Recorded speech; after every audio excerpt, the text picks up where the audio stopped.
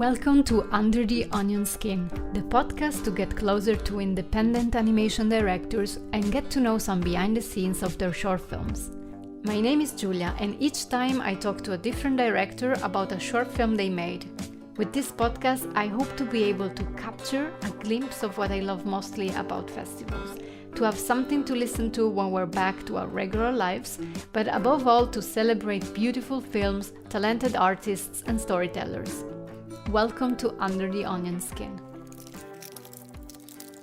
This Under the Onion Skin episode is another little gem and particularly dear to me because I follow this film story since its early development. I talked to Dutch director Nienke Deutz about her mixed media film The Miracle. We had a nice moment along the canal in Annecy in June 2023. In this episode, among other things, we talk about pregnancy, big stop motion sets, and starting conversations. Sorry, I just started it, but it's just here. We forget about it. This is not. Is it? It's not the premiere. It is a premiere. Is it? Yeah. I think it's super cool to have the premiere here. Yeah. And yeah, it's nice. Yeah. Yeah. No, it's funny. It's like, I was happy to have it. Where was it? Tuesday, so 2 days ago. Mm-hmm. It was in the. Yeah, I was there. In the big screening. Nice. That was really nice to. For some people, unexpected that I would be maybe very nervous, but I was not really. I wouldn't be super into sitting really in the sun. No, me neither. So maybe we can go there. We could even sit here if you want. Ah oui, merci. Merci beaucoup.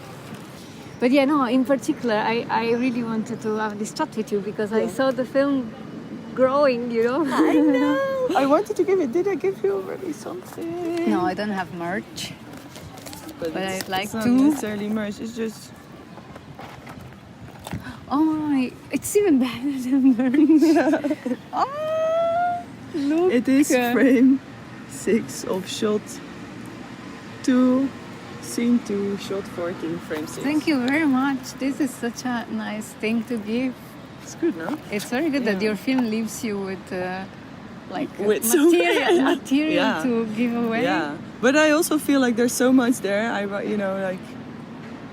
It's nice to give it away, like that it has a place. Is this the scene where she's going out with the music? Yeah. Yes. I'm a film star. Exactly. Yeah. And also, actually, oh my God. But if you want, this is a bit more, but you can send them. I would like, yes. It's like I have been to the Miracle. Yes. I remember that already in Viborg you were mentioning like this like kitschy postcard. Yeah?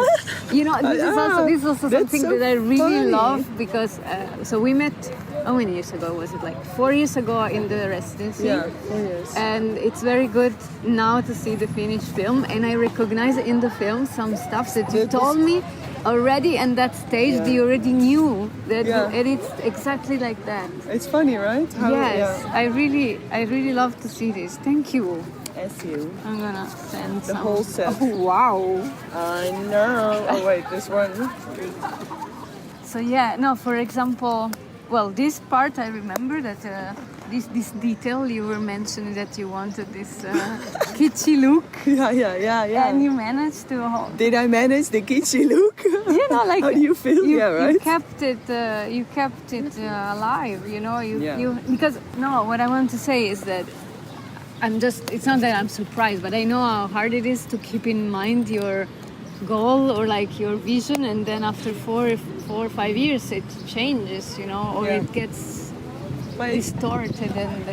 So it's very nice to see that some stuff really, you already had clear in mind what you wanted and it's still there. Like, wait, I tell you what some stuff really, I was like, oh yes, I remember. she already thought about it and it was the plan. I think I already thought about the peeing on the slide scene. Yes. For sure. Yes, also like the mud scene was... Oh yeah. Yeah. See? Yeah.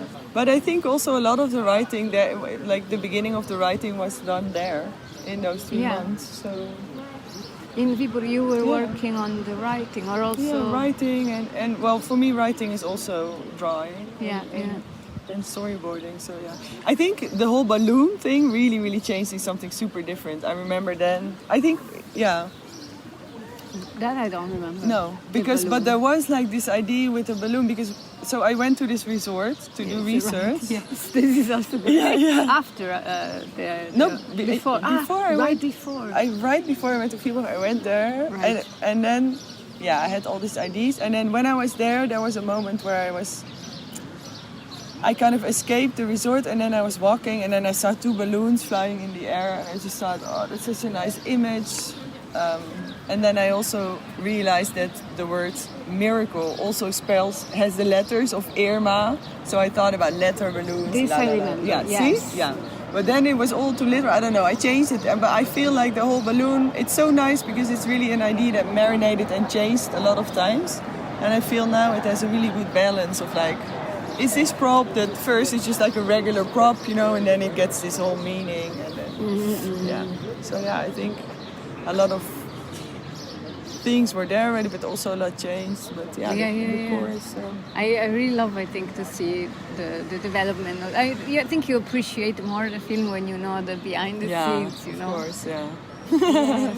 After making my first film, Bloeistraat 11, I was fantasizing if there would be a story that would make sense in this technique.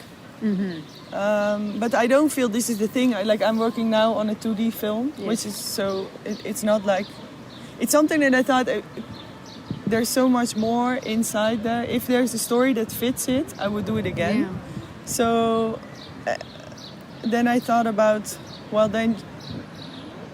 then I dived into this idea of like portraying a female character that doesn't have kids and is dealing with that fact, how to find their place also in this space that's very much focused on families and kids and couples. And then then this idea came to mind. I was reading a lot also about portrayal of pregnancy in pop culture, in film, and then I read this essay about what it meant, what actually ultrasound meant for how we experience pregnancy, like having a fetus very visual, and it's a bit theoretical, but I just thought it was so interesting that actually, I think I once wrote that pregnancy really changed from an individual physical experience to more like a communal visual experience. Yes, and also 3D in this case, because Exactly. the characters are so flat and the fetus is the only thing. Yeah. And then I think also it's nice that all the characters are a bit unstable, and then the thing that's not even a character yet is really solid, And then I thought like, oh, how can I use color also to fill in, like, hey, Colietje. Ochtend rond en heb ik iemand tegengekomen en nu heb ik met afgesproken zie ik u. Oh. Hoe gaat Ik het? sta de hele tijd hier, achter die punt. Ja, goed, maar ik moet nog wel echt staan. Maar ik wil echt mensen zien. Dus Ja, moet ik doe het. straks eens wat Ja. Engels gooien. Ciao. Ciao. We're doing an interview here. And by the way, She's pregnant. Yeah. Oh my God! Also another fun production story. During the stop motion shoot, yes. one of the animators got pregnant, Right. but unplanned. So it was really a surprise. She's like, "Oh my God, I'm pregnant." That was interesting. And you were like, it's a joke. Yeah. Actually, and she just animated the Friday before. She came back on a Monday. She was like, I had an intense weekend. But Friday before, she just animated the first fetus. I was like, what is this curse? Or magic. Yeah, or magic. Exactly, yeah. Yeah, Or miracle. Magic. Miracle, for sure, yeah. No, but about the visual fetus. So I just thought like, it could be really interesting to have this solid form that is really like a hope or a promise. The fetus is not it's not there yet. It doesn't have form yet, and to actually have that as a very concrete thing, and then all the characters very flat. So I think also I had this question before, and I think it's not super like rational. I cannot 100% rationalize like why this why this technique actually is like the perfect thing, but I feel it's not my medium necessarily, but I think for this film it did really fit, like the physicality of that. I think it's really good. And I wonder, okay, now it's just the beginning of the festival round, so I don't know, but I wonder what kind of feedback you will get from the audience. Like if people are gonna come to you and... From what I have now, women are very like, they really sometimes come up to me, also men, but more women, like that they felt really recognized in a way. Yeah. And another reaction is mostly from people who are a bit older maybe, and a lot of times also men, they just don't get it. They're like, sorry, I didn't understand why. Older, you mean? Like I'm not 60 plus, okay, 50 plus. For them, it doesn't resonate, which I find. I really had a few of these reactions, like, it looked beautiful, but I really didn't get the point. Okay. Yeah. Well, maybe that's not the target. No, and I was like, okay. I find that a bit shocking though, because for me it proves really like how we really lack, like that it's still really hard for some people to emphasize with a female lead character. Yeah, that's true. For me it's really about that. I don't take it as a comment on the film. I see it more as a cultural thing, like, or like it can be, but for me, I just think like, okay. And but yeah, for sure it tells you something about society and how maybe some perspectives are not known enough, or like so and I think there is such a like big group of women, like I think that since we had like anti-conception, then it really became about not getting pregnant, but now there's also really that big group of women who kind of never or didn't really think about this, and then they start thinking about it, and it's maybe a bit late, and then it can be still it's like expected of a woman to have kids, or like not for everyone, but for a lot of people. So there's such a big group of also men, but I think specifically because the film is really also about pregnancy. There is a big group of people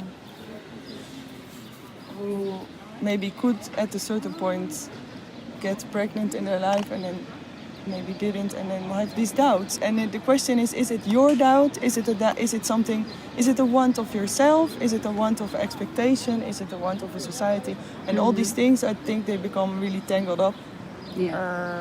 All these questions, and it's just a very confusing state to be in, I think, and a confusing topic. Yeah, but I think now that you phrase it like that, I think it's very important to show this state of confusion. And I believe, because I'm also in this age group, that it's a thing that everybody, at least female, feels it. Everybody feels this moment, but it's for sure not discussed enough. I had the feeling in my experience that women or people in that situation, they understand, or like they recognize that feeling, and they're like, I know what you're talking about, even if we don't usually talk about it. And other groups, they are completely unaware. They're like, oh, really? Oh, I didn't know. Okay. So this is maybe also a great reason to make a film like this. Yeah. I think, but I think actually women, men, non-binary, I think for so many, also, I think a specific age group, I think this, we don't know what you're talking about, is also a bit of a denial of something that's going on. Maybe, right? But also being in your own bubble. And not looking around. Yes, I think also this division is not so black and white. Also, like, there's not just males and females, there's a lot in between. And I think also there's a range of that thing. But I think there is definitely, for people who can get pregnant, a lot of shame. Like, I heard so many times, like, kind of these jokes, like, random jokes like, oh yeah, when do you meet a woman of 30 when you're dating with them and they're not at the first, or like someone said like, oh yeah, he was so happy to meet a woman who like in their 30s who didn't talk about having kids at the second date. And I don't know, obviously it's like an awkward conversation to have at the second date, but having jokes like that, there's so much shaming around it, It's like, I could be a bit more conscious because, well, yeah, that just feels so... That makes conversation really hard and it's not really empathic toward... Then it's like, well, easy for you to say if you're not the person who actually has like the biological body to get pregnant. It's easy to be very passive in that thing. Yeah, that's true. Yeah, but I also feel if you didn't grow up with the expectation of getting pregnant, it's also like, because we don't have that conversation, how could they know, That's also true. If we don't talk about it. If we don't talk about it and it's not your own experience, then it's hard to guess. So that's why I think conversation is important. And I think portraits are important of this kind of... Yeah, and also like conversation, like meaning, like, I don't know how to say, like constructive conversations. Because there is like... from both sides, like now you mentioned the person at the first or second date mentioning having kids, but then there is also women who don't want to have kids, and there is the conversation, which is not a conversation, or family members or asking or making jokes on the other spectrum, and also not understanding why someone would not want to have kids. Exactly, and And I think also a really big thing of that question of like, I think it's so expected that if you can get pregnant at a certain point, you will. And I think for a lot of people, that makes it really confusing to know what of that is something you want of your own, or what is that is something that you want to do because that's just the way you think you're expected to be, and then to distinguish between what's of yourself, what's societal, and then also sometimes to find your place in that. And I think also obviously for some people it's really clear, like, oh, I would never want a kid, and then also like, so this film specifically is about pregnancy, but obviously there's like more ways to raise kids and stuff, but also I don't know, it's a really that was also something that scared me a little bit. It's such a loaded topic, and it's like so many nuances. And what story are you gonna tell about that? That kind of like But I mean, I understand totally your I don't know, doubt or your question, but I think, as I said before, it's sure it's about the story, but it's also about just raising the topic, so that then you have to give people a chance to talk about it, as we just said, and that's already good. Yeah, I think actually that's what I would also hope with the film, that for people that can happen. Because I think that's needed. We met at the residency in 2019. But then, how was it the pandemic for you with the production? Where did you... how was it? So actually, it was really... A big part of it was made during COVID. It was a long production also. And then during the 2D, I think there was really... So I live in Holland and it was a Belgian production. Also going abroad was really hard. But we did like start at the beginning of the 2D phase. We could still work at a specific place if we had a test and and if we tested for COVID. So I was there for a week in the beginning, I think. But then someone tested positively, and then there was so much hustle about it. And we worked inside with masks on all the time. It was crazy. And stuff was delayed. And was it a big team? I think for the 2D there was 5 animators and some assisting. Then for the stop motion there was 2 really set construction, 1 prop maker, and then also some assisting, and me. And then for the stop motion, 2 animates, but then 1 was pregnant and sick also. So 3, but not at the same time 2. And then DP and a set dresser and some assistants also. So in total, but then it was also because to paint all the frames, there was a group of international students that helped for like 2 weeks, which was great. They painted I think they were 8 and they helped painting. We had like a day with all production where like 30 people came to paint frames for a day. And so a lot of people worked on the film in the end, also production-wise. But I think always like at the same time, in each phase there was like a maximum of 8 people all included. Yeah. But it was a long process, and then post-production took quite a long time. And I think the team size was kind of similar to Bloeistraat. Alleen only the scope of the project was new for me. Yeah. So I think I was very, for me, I feel it's always like a combination of enthusiasm, a little bit of naivety. I just always think like, yeah, I'll manage. And enthusiasm. But it was quite the challenge. Like the resort was really, the set was really, like it barely fit in the studio. It was really big. All the props, like the beach chairs, 40 of them.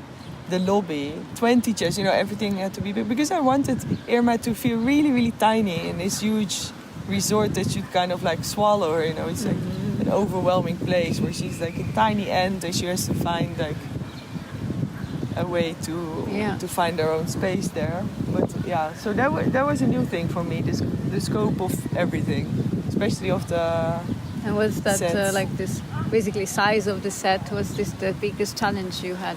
I think so, juggling that, because at a certain point there was like the 2D and the set building was kind of overlapping. That was really challenging, because then it's...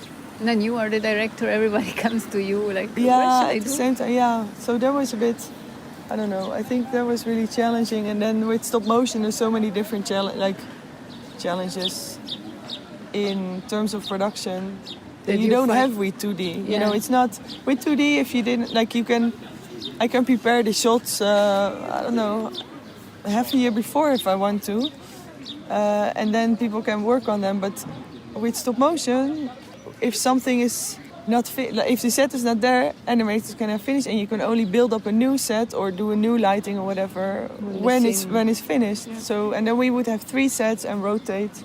But it's also a technique that I kind of was the specialist in, because in the stop motion studio they normally work with puppets, and then every shot needed some different preparation. There's like inside the slide, we made this whole construction of the slide, like, which was fucking awesome. It was great. Awesome. It was great that we figured out how to do that, and then also how to figure out the water. That's what I love also, like inventing, like so we want this underwater thing, how we're gonna make that work, like how do we do it with the lighting. And then I worked with the DP that I also worked with on Bloeistraat, and he's amazing, like super enthusiastic to try out everything, and I like that too. She's like, okay, this is challenge, how are we gonna make it work? But in that case, do you, like, of course you have already some ideas before, but do you just try it on the set, or you do some small tests before?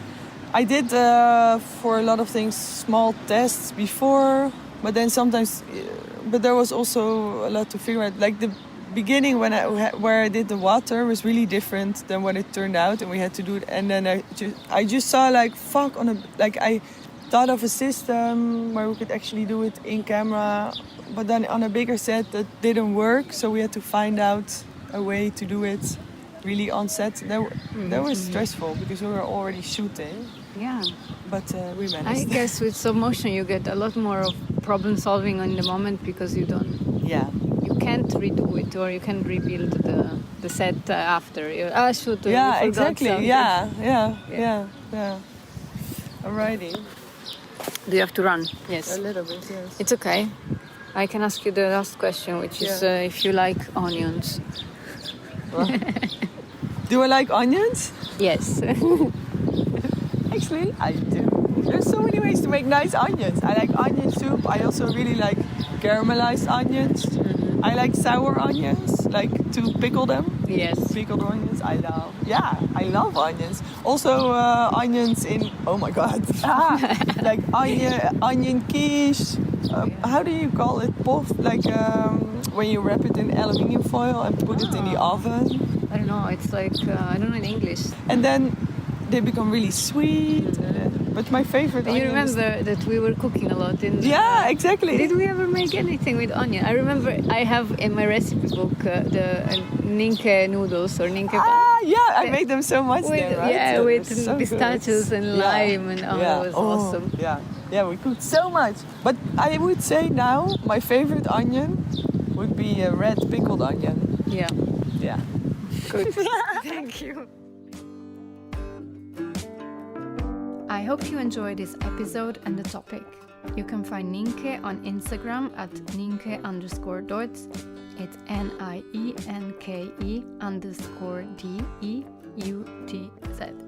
All infos are in the show notes. That's a wrap, and this was Under the Onion Skin. Thanks for tuning in and for listening. Until next time with another director and a short animated film. Ciao!